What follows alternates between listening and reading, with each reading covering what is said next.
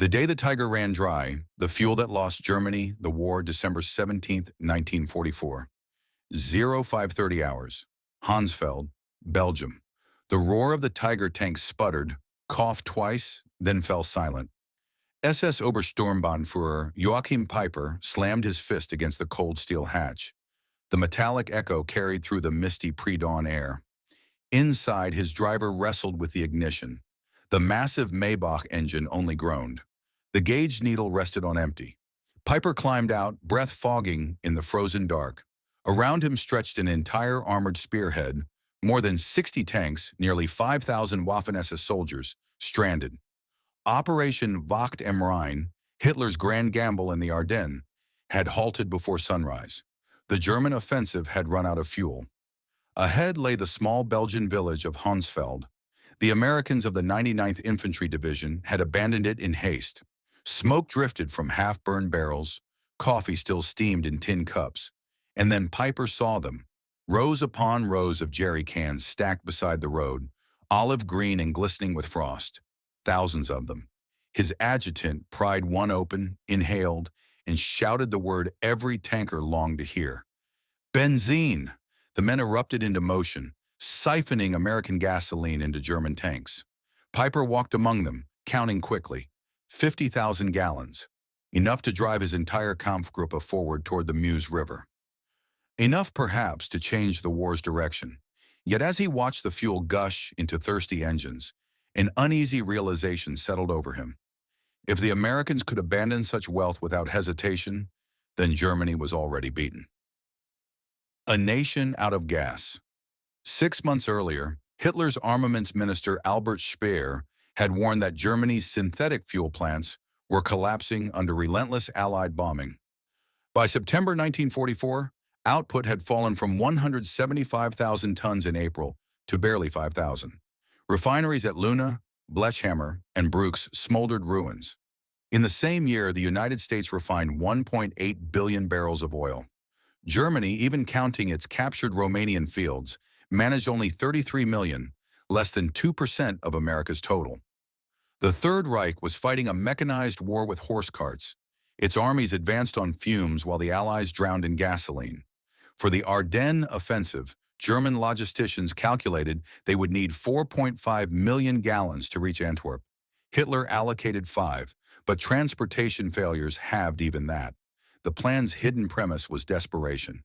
They would capture what they could not deliver. Fuel versus firepower. While Piper's men rationed every liter, the U.S. Army built miracles of logistics. Across liberated France, engineers laid pipelines nicknamed Pluto, pipeline under the ocean, pumping 1 million gallons of fuel a day from England to the continent. The Red Ball Express, a convoy of 6,000 trucks, thundered toward the front 24 hours a day, hauling 12,000 tons of supplies daily. By December 1944, American forces consumed 1.2 million gallons per day and received 1.4 million. They fought while their reserves still grew. Piper's gamble. Piper, only 29, was already one of Germany's most decorated young commanders. At the final briefing on December 14th, General Sepp Dietrich had told him bluntly, "You will have enough fuel to reach the Meuse if you capture American stocks." His entire allowance, 31,000 gallons, enough for 50 miles. The Meuse lay 65 miles away. The math guaranteed failure. He ordered strict conservation, tanks in single file, engines off during halts. Capturing fuel was priority above all else.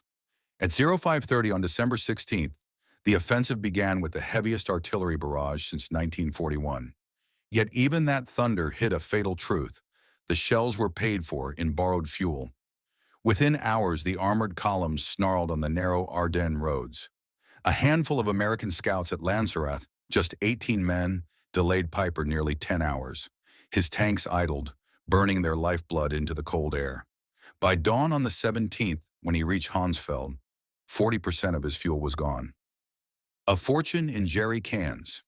The Hansfeld depot was small by U.S. standards, merely a forward-class 3B fuel dump.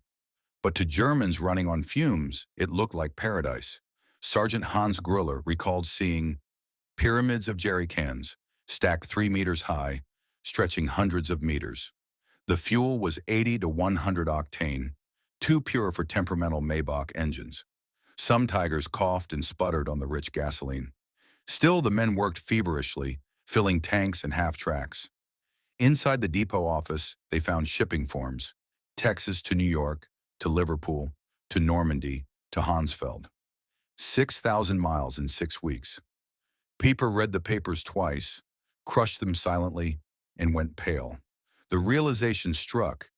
His enemy's supply line was longer, faster, and far more reliable than his own. Nearby, a newspaper dated December 15th reported a new Allied pipeline delivering 300,000 gallons daily. One pipeline, one day, more than Piper's entire division could burn in the whole campaign.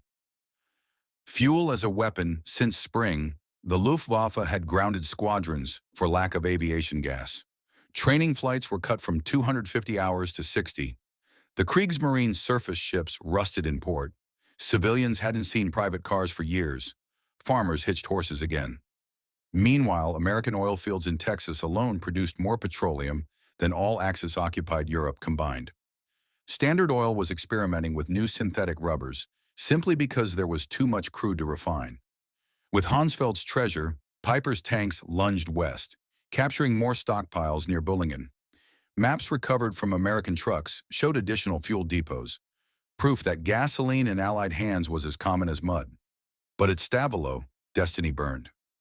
The fire at Stavelot. Stavelot housed over 2 million gallons of American gasoline, enough to carry Piper's tanks clear to Antwerp. Yet U.S. engineers under Captain John Brewster had orders. Deny it to the enemy at any cost.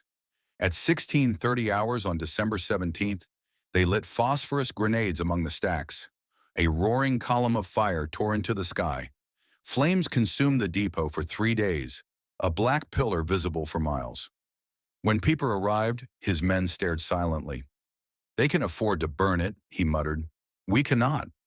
Across Belgium, other depots met the same fate. 8 million gallons deliberately destroyed in the campaign's first week, more than Germany allocated for the entire offensive. The arithmetic of defeat. German logistics officers soon realized the hopeless numbers. A Tiger tank burned 2.5 gallons per mile, a Panther 1.5. In the Ardennes mud, consumption soared. By December 18th, Piper's regiment had spent 67,000 gallons, but captured only 55,000. The deficit widened hourly.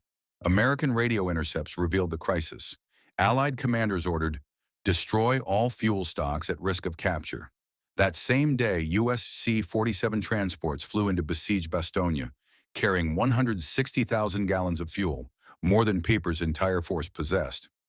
On December 19th, as he fought around Stoumont, Piper's tanks began dying where they stood, not from gunfire but from exhaustion. Crews siphoned the last drops into command vehicles. Retreat was impossible. The Empire of Oil. While Pieper scraped together 8,000 gallons, American planners discussed allocations of hundreds of millions. Brigadier General Morris Gillen's January request for 245 million gallons passed without debate. Sherman tanks consumed less than half the fuel of Tigers and shared standardized engines and parts. The U.S. Army ran on simplicity. The Wehrmacht drowned in mechanical variety. French, Czech, captured Soviet trucks, all demanding different oils and spares. On December 20th, Pieper learned his resupply convoy had been destroyed from the air. "Fuel for 20 kilometers, his staff reported. The Moose was 30 away. "We fight an enemy," Pieper said quietly, "who burns more fuel to deny it to us than we receive to win the war." Abundance and despair. Allied abundance became a psychological weapon. German prisoners were stunned to see GIs dumping coffee, throwing away half-eaten rations, or burning gasoline for warmth. Colonel Friedrich Fonder, captured near Stavelot, told interrogators, "Your soldiers waste chocolate. We haven't tasted it in 2 years. You burn millions of gallons. We count liters. How can we fight that?" By December 21st, Pieper's group was surrounded near L'Église.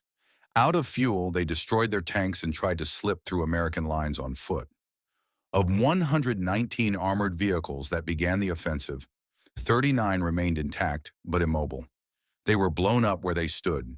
Of 5,000 men, only about 770 escaped. When industry decided war, Field Marshal Model read reports of American fuel destruction, 2 million gallons at Stavelo, millions more elsewhere, and remarked, "We are not fighting the same war." Hitler dismissed the data as Allied propaganda, but soldiers in the field knew. They had witnessed an enemy who treated fuel, the essence of mechanized war, as expendable. By 1944, the United States manufactured half the world's industrial output. One aircraft rolled off assembly lines every 5 minutes, one ship every day, one tank every 7 minutes. Petroleum told the same story. U.S. 1944 output, 1.8 billion barrels Germany, with synthetics, 33 million Soviet Union, 110 million Japan, 2.6 million. The Axis combined produced less than 2% of American petroleum. No general's genius could bridge that abyss. The final realization. By December 23rd, clear weather returned and Allied aircraft filled the skies. 2,000 sorties, each burning hundreds of gallons per hour. The Luftwaffe could not have matched that even for a week. That night, Piper abandoned his last vehicles.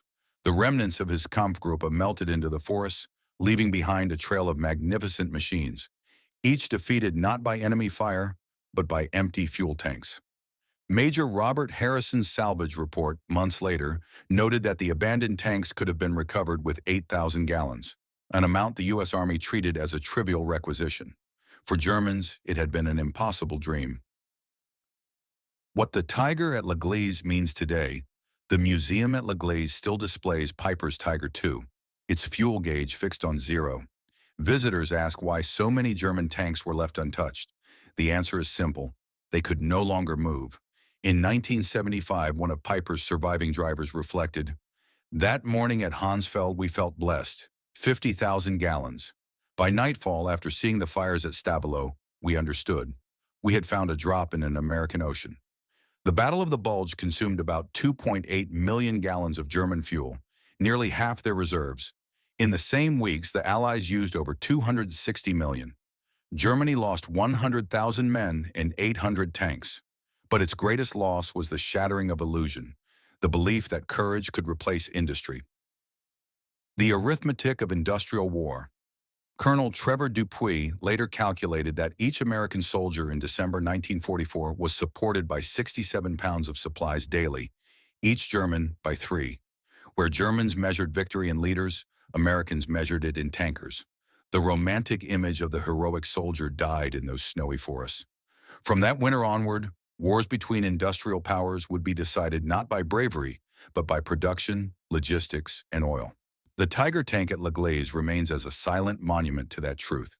The moment when tactical brilliance met logistical reality and lost. Joachim Piper survived the war, imprisoned for a decade for war crimes, and was murdered in France in 1976. In a 1967 interview, he admitted, "Finding that depot at Hansfeld was the worst thing.